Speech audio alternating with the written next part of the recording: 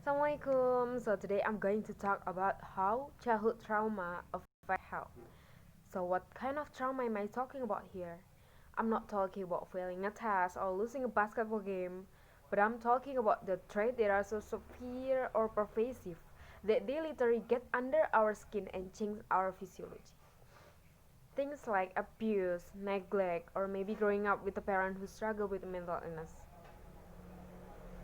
At first, childhood experiences study is something that everybody needs to know about.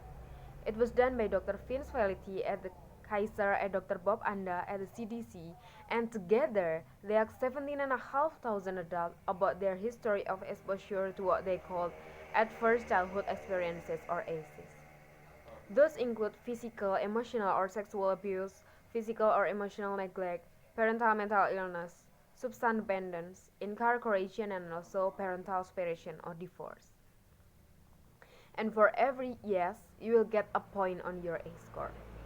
And then what they did was they correlated these A scores against the health outcomes. What they found was tricking. Two things. The first, A's are incredibly common. The second, there are a dose response relationship between A's and the health outcomes.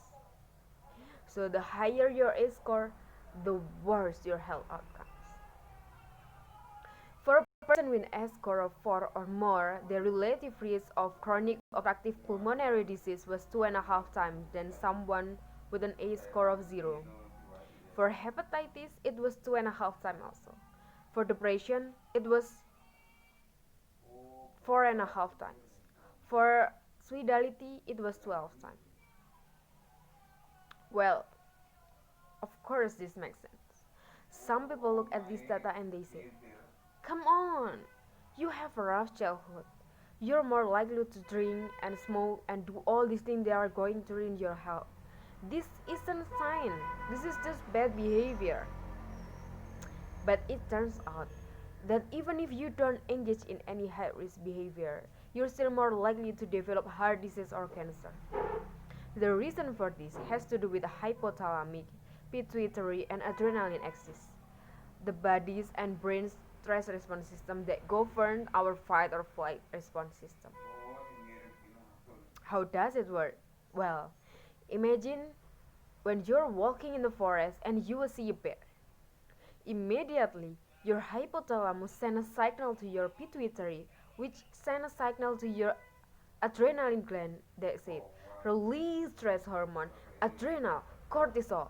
Then your heart starts to pound, your pupil dilate, your airways open up. Then you're ready to either fight the bear or run from the bear. That's amazing. But the problem is, what happens if the bear comes home every night? And this system is activated over and over and over again.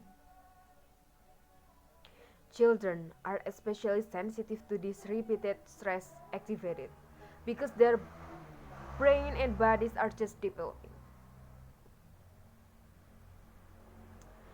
Sign is clear. This is treatable. This is beatable. The single most important that we need to do today is courage to look this problem in the face and say, this is real.